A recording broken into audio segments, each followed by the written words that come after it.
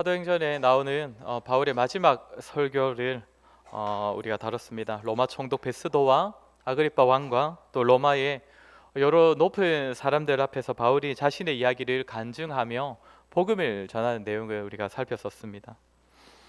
세상의 높은 사람들은 바울을 보면서 죄도 없는 사람이 괜시리 자신이 가지고 있는 복음을 전한답시고 유대인들에게 찍혀가지고는 풀려나지도 못하고 결국 가이사에게까지 가야 하는 사람이라면서 굉장히 불쌍히 여겼는데 바울은 결코 자신을 그렇게 보지 않았습니다. 바울이 뭐라고 했습니까? 당신들이 나와 같아지기를 원합니다. 그러니까 불쌍한 자는 내가 아니라 복음을 전혀 알지 못하는 당신들이 더욱 불쌍한 자이다. 그렇기 때문에 내가 당신들과 같아져야 되는 것이 아니라 당신들이 나와 같아져야 한다는 것이 바울의 고백이었습니다. 오늘 이 시대에도 저와 여러분을 통해 세상 가운데 전해져야 할 고백임을 믿습니다. 오늘 우리가 읽은 본문은 잘 아는 사건이죠. 이 바울이 로마로 호송되어 가던 배에서 유라굴로라는 이 광풍을 만나는 내용입니다. 이 사건은 어쩌면 조금은 억지스러울 수 있지만 삶 가운데서 만나는 인생의 풍랑을 참 잘 보여주고, 그렇게 우리는 인생의 풍랑 앞에서 사람들이 보이는 보편적인 반응이 어떠한지를 확인할 수 있습니다. 그리고 우리는 여기서 바울이 이 세상 사람들을 위로하고 그들에게 평안을 전하는 모습을 확인할 수 있습니다. 앞서 내가 당신들과 같아져야 할 것이 아니라 당신들이 나와 같아져야 한다는 그 사실을 확신하는 바울이었기 때문에 불신자들과 동일하게 풍랑을 만난 배에 같이 타고 있지만 바울은 그들과는 전혀 다른 모습으로 풍랑 앞에서도 소망을 가지고 그들에게 소망을 전하고 그들을 위로한다는 것입니다. 오늘 이 말씀을 통하여서 저와 여러분 역시 세상을 위로해야 하는 자로 부름받았음을 알고, 과연 우리는 오늘 바울처럼 세상을 위로하는 성도의 모습인지 아니면 위로를 받아야 할 세상 사람들과 같은 모습은 아닌지를 좀 돌아보고 저와 여러분 모두가 이 세상을 위로하는 자로 세워지는 은혜가 있기를 간절히 소원합니다. 오늘 본문을 보시면 바울은 다른 여러 제수들과 함께 로마로 가게 됩니다. 1절을 보면 로마로 가는 제수들을 율리오라는 백부장이 자기 수하들과 함께 호송해야 할 정도로, 그러니까 백부장의 수하들과 함께 갔다는 것은 그만큼 많은 제수들이 있었다는 의미 아니겠습니까? 그 제수들과 함께 바울이 로마로 가고 있는 것입니다. 당시 지방에서 로마에까지 가는 죄인들은 대부분이 중죄인들이었습니다. 바울과 같이 아직 죄가 확정되지 않은 사람들도 있겠지만 그런 사람들보다는 사형에 처해져야 하는 사람들이 주로 로마에 호송되어서 사형이 집행되기도 했고, 또 그 잘 아실 건데 이제 검투사가 되어서 몸이 좀 좋고 싸움을 잘하는 그런 사형수들은 검투사가 되어서 싸움에서 져서 죽을 때까지 계속적으로 이 귀족들의 구경거리가 되어 살아야 했습니다. 그러니까 지금 가이사랴에서 로마로 호송되고 있는 이 많은 제수들도 다 그런 사람들인데 바울 역시 그 제수들 무리에서 그에 끼어가지고 죄인의 입장으로 호송되어 가고 있다는 것입니다. 그러고 보면 바울의 여정은 계속적으로 고생스러운 모습입니다. 영광의 복음을 증거하는 자로서 정말 많은 영혼을 살리는 그렇게 귀한 일을 맡은 자이고, 또 로마에 가서도 복음을 전하게 될 것이라는 하나님의 분명한 소명까지 받은 바울의 삶이지만 로마로 가는 바울의 모습은 여전히 갇힌 자, 여전히 중범죄자들과 동일한 죄수의 입장이 되어 있다는 것입니다. 하지만 우리는 하나님께서 이러한 바울의 삶 가운데 계속적으로 함께 하시고 계속적으로 바울을 위로하셨다는 사실을 우리는 알고 있는데, 특별히 오늘 본문에서는 하나님께서 바울과 이 함께하는 사람들을 붙여주심으로써 그 사람들을 통하여서 바울을 위로하고 계신다는 사실을 확인할 수가 있습니다. 먼저 1절을 보시면 우리가 배를 타고 라고 합니다. 우리라는 표현이 나옵니다. 사도행전에서 계속 나왔던 표현이긴 한데 21장 이후로는 나오지 않았던 표현입니다. 아시다시피 바울은 혼자서 사역한 것이 아니었지요. 늘 팀 사역을 했습니다. 누가를 비롯하여서 동역자들과 늘 함께 했었는데 바울이 예루살렘으로 오는 길까지는 함께 했다가 바울이 예루살렘에 들어와서부터는 21장부터 여기까지는 사용되지 않았던 표현입니다. 아마도 예루살렘에서 여러 유대인들로 인하여서 잡혔을 때, 그리고 가이사랴로 호송되어서 거기서 2년간 구류되었을 때는 이 동역자들이 아무래도 바울 가까이에 있지를 못했던 것 같습니다. 그러다가 여기서 다시 우리라는 단어가 등장을 하는 겁니다. 누가를 비롯한 바울의 동력자들이 바울이 이 로마로 호송되어 가는 그 배에 함께 탈 수 있게 되어서 바울과 함께 할 수 있었다는 것이죠. 그리고 또 누가 바울과 함께 하고 있습니까? 2절을 보시면 2절 마지막에 여기 사람들이 아드라무테노라에서 배를 타고 이제 출발하는데 후반절을 보면 마게도냐의 데살로니가 사람 아리스다고도 함께했다라고 합니다. 아리스다고 누구였는지 혹시 기억이 나십니까? 바울이 에베소에서 3년간 사역할 때에 바울의 사역으로 인해서 큰 소동이 일어났던 적이 있습니다. 기억나십니까? 바울 때문에 은장색들, 그러니까 우상을 만들어서 팔아서 이제 수입을 얻는 사람들이 바울 때문에 장사가 안 되니까 사람들을 선동하여서 소동을 일으켰는데 당장 눈앞에 바울이 보이지 않으니까 바울과 늘 함께 동력하던 아리스다고를 대신 잡아서 끌고 갔던 그런 기록이 있습니다. 그러니까 아리스다고는 최소 에베소에서부터 바울과 함께 동력했던 사람이었다는 겁니다. 그리고 이후엔 바울이 예루살렘으로 돌아갈 때 또 기억이 나실 건데 이방에 있던 여러 교회들이 예루살렘 교회를 위하여서 이렇게 구제 헌금을 보낸 그 구제 헌금을 가지고 바울이 예루살렘으로 돌아왔습니다. 근데 그때 이방 교회의 대표자들이 한 명씩 함께 했었지요. 근데 그중 한 명이 또 아리스다고였습니다. 그리고 아리스다고가 이 사도행전 외에도 한 번 더 등장을 하는데 두 번 더 등장을 하는데 바울의 서신서입니다. 골로새서와 빌레몬서에서 딱 이렇게 한 번씩 등장을 하는데 우리가 잘 알듯이 그 두 서신은 우리가 뭐라고 부릅니까? 옥중서신이라고 부르죠. 골로새서 4장 10절을 보면 나와 함께 갇힌 아리스다고와라고 말을 합니다. 그러니까 그 보시면 나와 함께 갇힌 아리스다고, 지금 바울만 갇혀 있는 것이 아니라 아리스다고도 함께 갇혀 있었다는 것이죠. 그리고 11절 마지막에 가보시면 뭐라고 합니까? 이런 사람들이 나의 위로가 되었느니라. 그러니까 바울이 감옥에 있을 때도 같이 갇혀가지고 같이 위로가 되었던 사람이 아리스다고라는 것입니다. 그리고 지금 그 아리스다고가 로마로 가는 바울과 함께 하고 있다는 것이죠. 바울의 그 여정 가운데 아마 참 큰 위로가 되었을 것입니다. 뿐만 아니라 3절을 보면 율리오라는 이 백부장이 바울을 친절하게 대했다고 합니다. 보통 죄수들은 배에서 가장 낮은 곳에 아주 지하에 해가 들지 않는 그런 곳에 갇혀서 호송되어야 하는데 이 사람이 바울을 잘 알았는지는 몰라도 친절하게 대했다고 합니다. 그래서 어떻게 해주냐면 시돈에서 바울이 친구들에게 대접받기를 허락해 주었다고 합니다. 시돈에 있던 그 동력자들을 만나서 그들과 교제하고 그들에게 대접받을 수 있도록 허락해 주었다는 것이죠. 하나님께서 한 이방인을 통하여서 바울이 로마로 가는 길에서도 또 다른 동력자를 만나 교제하고 위로받도록 허락하신 것입니다. 그러니까 우리가 오늘 본문에서 가장 먼저 확인할 수 있는 내용은 바울이 비록 끝까지 신분을 회복하지 못하고 여러 범죄자들과 동일한 취급을 받아서 죄인된 신분으로 로마로 호송되어 가고 있지만 그 여정 가운데 하나님께서는 사람을 통하여서 바울과 함께 하시고 바울을 위로하신다는 것입니다. 다시 말해 공동체를 통한 하나님의 위로와 격려가 로마로 가는 바울에게 주어졌다는 것이죠. 오늘 본문에서 바울은 이제 광풍을 만난 배의 사람들을 위로하고 또 그들을 격려하는 역할을 할 것인데 그에 앞서 성경은 그런 바울에게는 먼저 하나님의 위로가 충만하게 임하고 있다는 사실을 먼저 보여주고 있습니다. 다시 말해 세상을 위로할 수 있는 사람, 참으로 하나님의 위로를 전할 수 있는 사람은 그 하나님의 위로를 먼저 경험한 사람이라는 것입니다. 믿는 사람이 전하는 위로는 세상이 말하는 위로와는 차원이 다르지요.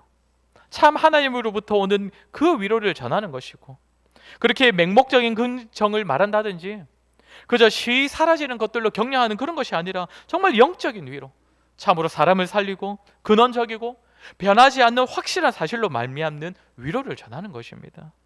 그렇게 그 위로는 결국 하늘로부터 오는 것이고 그것을 전하는 성도가 세상과 불신자들을 품고 그들을 살리고 위로할 수 있기 때문에 먼저는 성도가 그 위로를 경험해야 한다는 것입니다. 특별히 오늘 말씀은 공동체를 통한 위로를 말하고 있습니다. 하나님께서 택하신 성도들을 반드시 교회로 불러주시기 때문에 교회 공동체로 불러주시기 때문에 우리는 이 공동체 안에서 다른 성도들을 통해서 참 많은 위로를 경험할 수가 있습니다. 그렇지 않습니까? 아마 여기 계신 분들도 아마 다른 성도들을 통한 위로를 참 많이 경험하셨을 것입니다. 하나님께서 정말 저 집사님을 통하여서 나에게 말씀하시는 것 같다. 저 권사님, 저 장로님을 통하여서 하나님께서 나에게 위로를 전하시는 것 같다.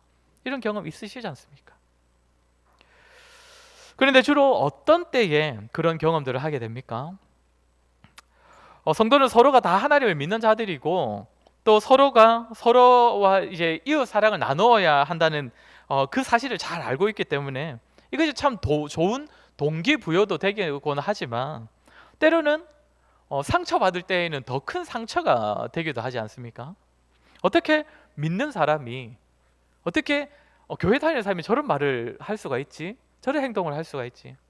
그래서 믿지 않는 사람들이 나한테 똑같은 말과 행동을 했다면 전혀 상처받지 않았을 것인데 오히려 믿는 사람들한테 저 말을 들으니까 더 상처가 되기도 하는 그런 경험도 있지 않습니까?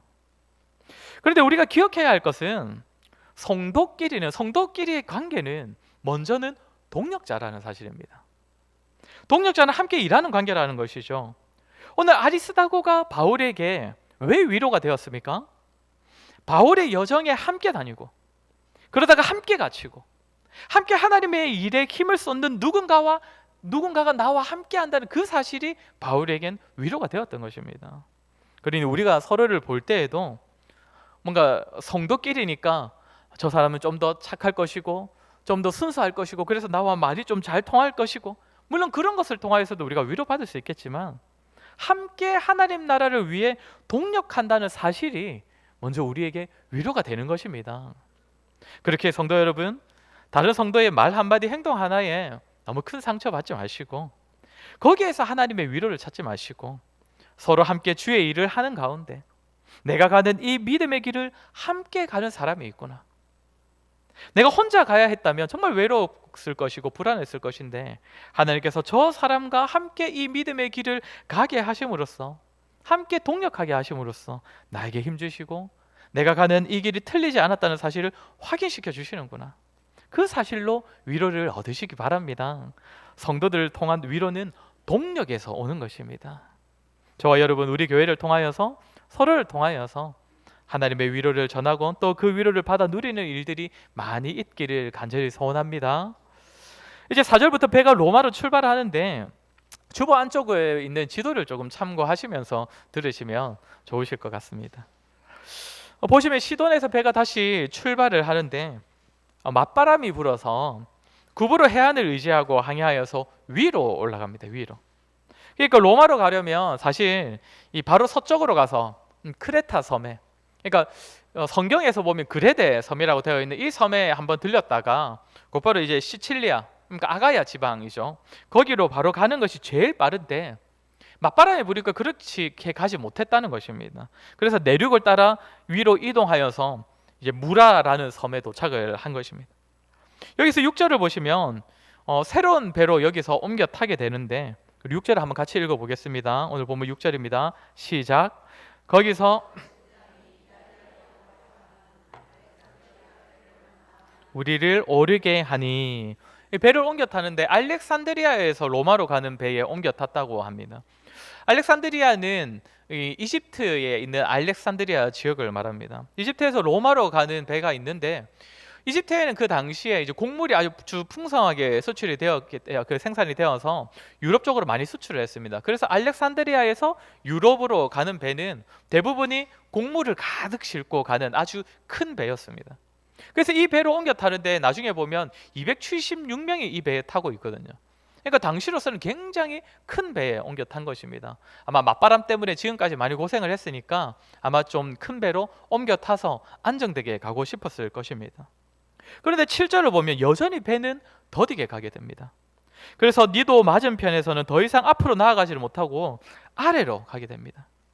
그레데 해안을 바람막이로 이제 좀 이용해서 좀 가보려는 것이죠. 그러다가 겨우시 이 크레타 섬 그레데의 미항이라는 곳에 이르게 됩니다. 여기서 바울이 나서서 사람들을 좀 말려봅니다. 우리 9절과 10절 한번 같이 읽어보겠습니다. 오늘 보면 9절과 10절입니다. 시작. 여러 날이 걸려 금식하는 절기가 이미 지났으므로 항해하기가 위태한지라 바울이 그들을 권하여 말하되 여러분이여 내가 보니 이번 항해가 화물과 배만 아니라 우리 생명에도 타격과 많은 손해를 끼치리라 하되. 여기서 먼저 시기를 언급하고 있는데 금식하는 절기가 이미 지났다라고 합니다.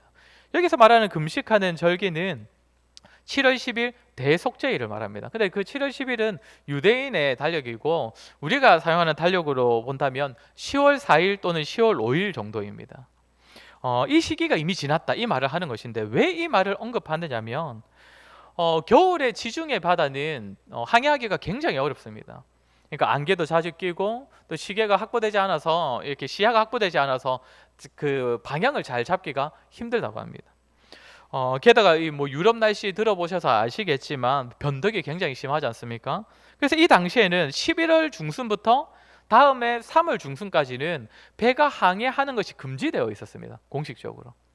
그리고 이제 9월부터도 사실상 이게 배가 항해하는 것은 좋지 않다고 늘 경고를 하는 그 당시에는 그렇게 항해하는 것이 그렇기 때문에 지금 사실 바울이 탄 이 배가 이미 위험한 상황 가운데 있는 것이죠. 항해하기가 좋은 시기는 아니었다는 것입니다. 그래서 바울이 뭐라고 하는 겁니까? 이번 항해가 배와 짐과 사람에게도 결코 좋지 못할 것이다. 많은 해가 끼칠 것이니까 그냥 이곳 미항에 도착한 김에 여기서 우리가 겨울을 보내자라는 말을 바울이 하고 있는 것입니다. 그러나 백부장 율리오가 11절을 보면 바울보다 선장과 선주의 말을 더 믿었다라고 합니다. 선장을 비롯한 많은 사람들의 의견이 무엇이었습니까? 12절을 보면 여기 미항은 겨울을 보내기가 불편하다는 것이죠. 아마도 작은 항구 도시였으니까 그럴 것입니다. 그래서 좀 더 큰 도시로 가자는 겁니다. 베닉스라는 곳으로 가자고 하는 것인데 대략 60km 정도 떨어져 있는 곳입니다. 그곳에 가서 겨울을 보내자는 것이죠. 사실 60km면 그 당시 배로도 하루면 충분히 갈 수 있는 거리입니다. 그래서 이렇게 베릭스를 향하여 배가 다시 출발을 하게 되는데 사실 일이 이렇게 진행되는 것은 너무 당연한 것으로 보입니다. 그렇지 않습니까? 물론 바울도 이 항해에 있어서는 상당한 경험이 있는 자입니다. 왜 그렇죠? 전도 여행을 자주 다녔고 그럴 때마다 배를 타고 다녔기 때문에 겨울 지중해 바다가 얼마나 위험한지는 바울도 잘 알고 있었을 것입니다. 그러나 선장과 선주들 그리고 배에 타고 있는 많은 사람들이 듣기에는 뭐 바울이 말하는 그런 것들은 귀에 들어오지도 않았을 것입니다. 왜 그렇습니까? 바다에 대하여서는 적어도 이 항해에 대하여서는 자신들이 훨씬 많은 경험과 지식을 가지고 있기 때문입니다. 바울의 말도 딱히 틀리지는 않았겠지만 우리가 다 경험해봐서 아는데 60km만 가면 된다.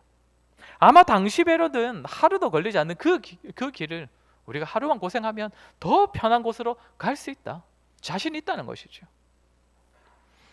게다가 조금만 더 고생하면 더 편한 곳을 갈 수 있으니 거기서 더 편한 겨울을 보낼 수 있으니 그저 자신들의 경험을 바탕으로 지식과 능력과 현재 배에 준비해 놓은 그 기구들을 가지고 해오던 대로 가면 문제 없을 것이다. 이 말을 하는 것입니다. 이 장면은 이 배에 타고 있는 이 당시 사람들만이 아니라 사실 세상을 살아가는 사람들의 일반적인 모습을 보편적인 모습을 참 잘 보여주고 있습니다. 사람들은 살아갈 때 무엇을 의지하며 살아갑니까? 자신의 경험과 자신들이 살아오던 방식입니다. 자신들이 경험을 통하여 얻은 지식으로 계속적으로 살아가면서 이번에도 내가 지난날 살아오던 대로 살아가기만 하면 얼마든지 괜찮을 것이다. 당연히 지금처럼 괜찮을 것이다. 내가 이때까지 살아봤는데 내가 경험해봐서 잘 아는데 내가 조금만 더 고생하면 내가 조금만 참으면 더 편하고 좋은 베닉스까지 갈 수 있을 것이다. 오늘날도 다들 그렇게 살아가지 않습니까? 이때까지 살던 방식으로 내가 큰 어려움, 큰 사고 없이 살아왔기 때문에 앞으로도 지금처럼만 살아가면 괜찮을 것이다. 그런데 본문을 보면 상황이 어떻게 펼쳐집니까? 13절을 보면 남풍이 순하게 불었다고 합니다. 출발할 때. 그래서 그들이 뜻을 이룬 줄 알고 라고 합니다. 그레데 섬을 북쪽에 두고 배가 항해를 하니까 근데 이제 남풍이 순하게 부니까 얼마나 안정적으로 느껴졌겠습니까? 아마도 사람들은 이렇게 출발할 때에 이번에도 우리의 판단이 틀리지 않았어. 이번에도 우리의 경험들을 하니까 역시 잘 풀리는 거야. 이렇게 생각을 했을 것입니다. 그러나 14절을 보면 불과 얼마 안 되어서 섬 가운데로부터 유라굴로라는 큰 광풍이 일어났다고 합니다. 유라라는 단어는 북동풍을 의미하는 이 단어에서 이렇게 딴 것이고 굴로라는 단어는 북풍에서 나온 단어입니다. 갑자기 북동풍이 강하게 불었다는 것인데 사람들이 유라굴로라는 이름을 갖다 붙일 만큼 아주 그 지역에서는 특별하고 강하고 거센 바람이 불기 시작했다는 것이죠. 시작은 분명 순한 남풍이었는데 갑자기 북동풍이 부니까 어떻게 됩니까? 15절에 보면 배가 밀려 바람을 맞추어 갈 수 없어서 가는 대로 쫓겨갔다라고 합니다. 베닉스를 향해 가려면 이제 북쪽으로 다시 가야 되는데 유라굴로 때문에 북쪽으로 올라가지를 못해서 그쪽으로 들어가지를 못해서 계속 남쪽으로 떠내려갔다는 것이죠. 16절을 보면 가우다라는 작은 섬 아래로 지나면서 겨우 조금 잠잠할 때에 거류를 잡아 끌어올렸다고 합니다. 거류는 구명보트를 말합니다. 그러니까 아마 유라굴로 때문에 이 구명보트가 막 줄에 매달린 채 바람에 막 날렸다는 것이죠. 근데 조금 잠잠해졌을 때 겨우겨우 그 거류를 끌어올렸다는 것입니다. 그리고는 17절에 선체를 줄로 감았다고 합니다. 혹시나 어디에 부딪힐지 모르니까 이제 방비를 하는 것이죠. 그리고는 스르디스, 그러니까 모래톱에 걸릴까봐, 박힐까봐 그냥 바람에 그냥 맡겨 버리는 겁니다, 배를.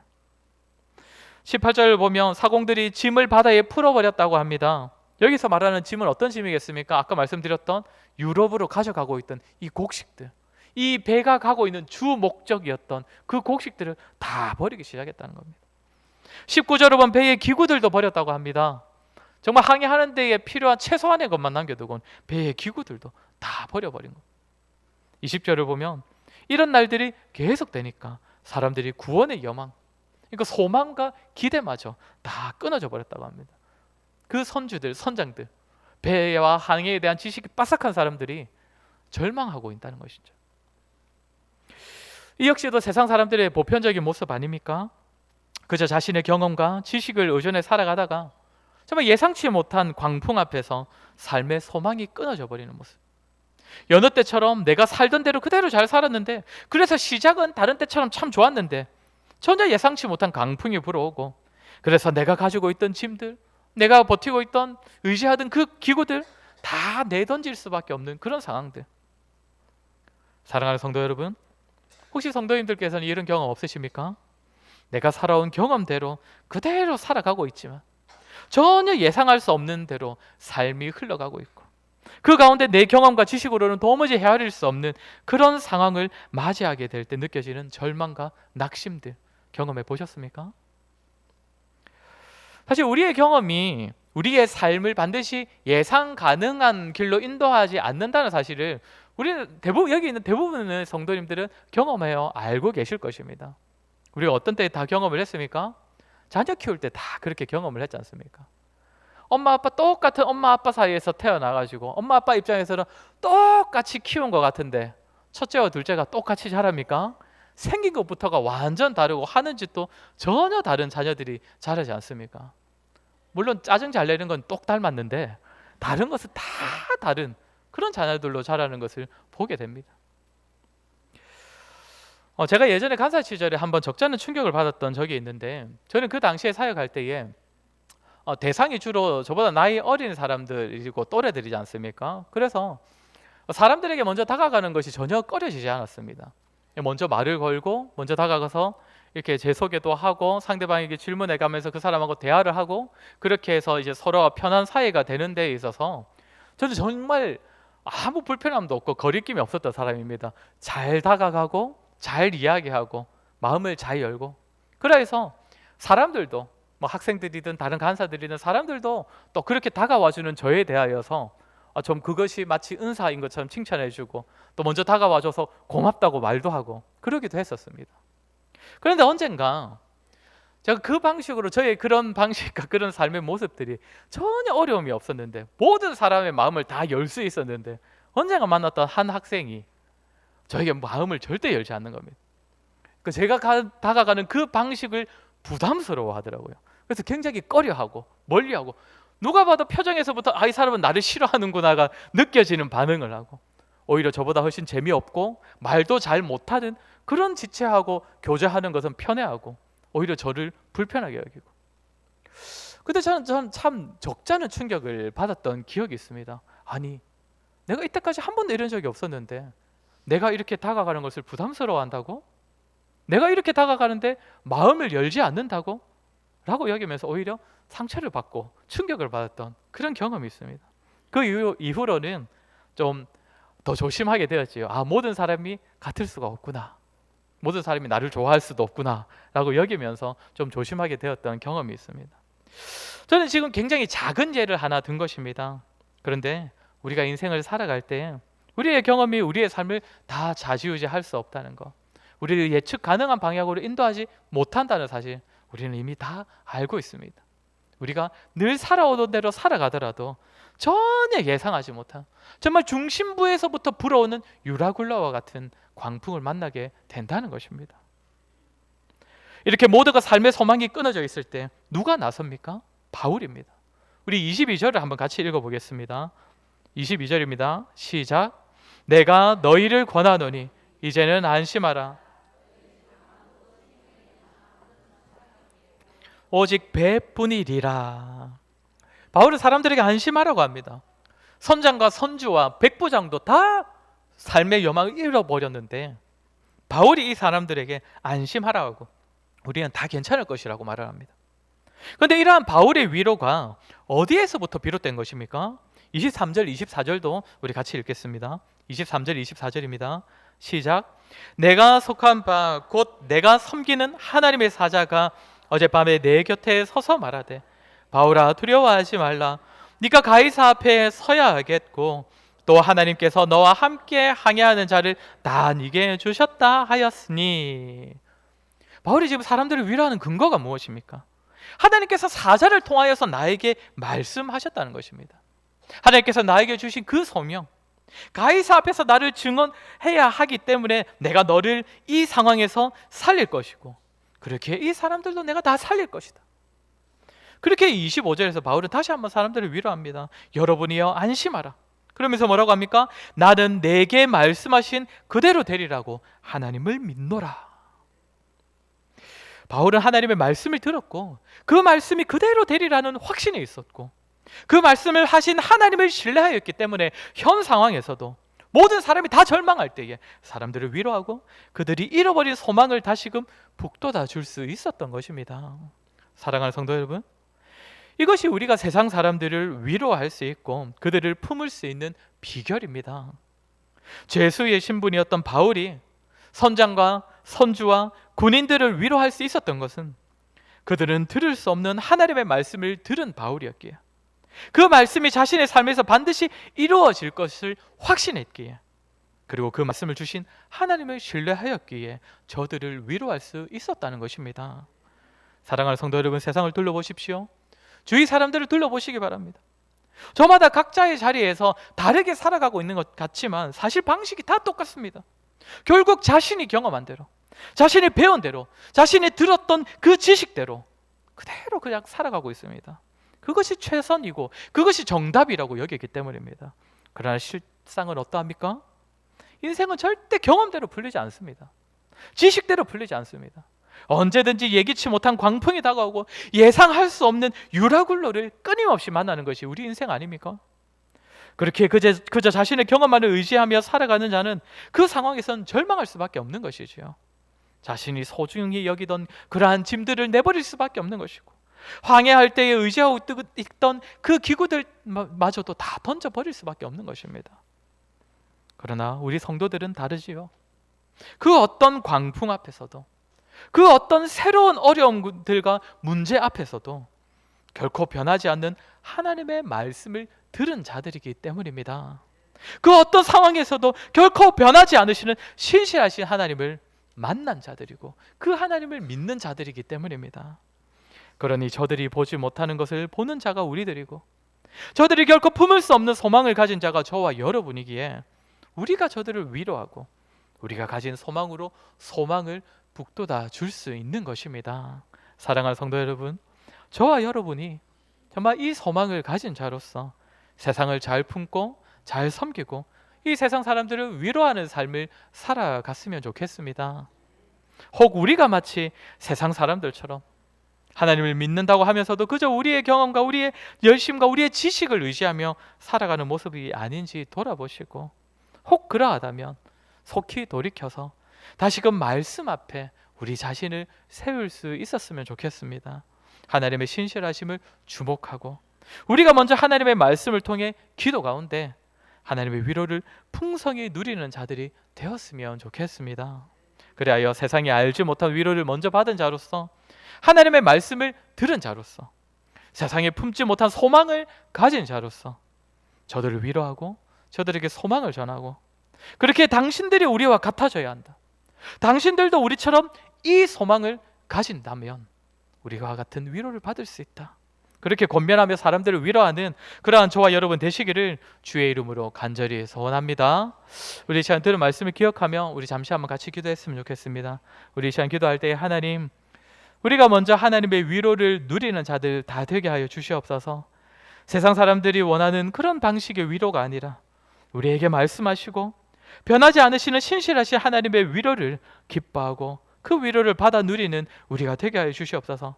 나아가 이러한 위로를 세상에 전하는 우리가 되게 하여 주시옵소서. 자신의 경험과 지식만으로 살다가 결국엔 절망과 낙심을 맛보게 되는 저 세상 사람들에게 우리가 가진 이 복, 우리가 가지고 있는 이 소망을 전하며 저들을 품고 저들을 위로하는 우리가 되게 하여 주시옵소서. 우리 이 시간 들은 말씀을 기억하며 한번 같이 기도하도록 하겠습니다. 기도하겠습니다.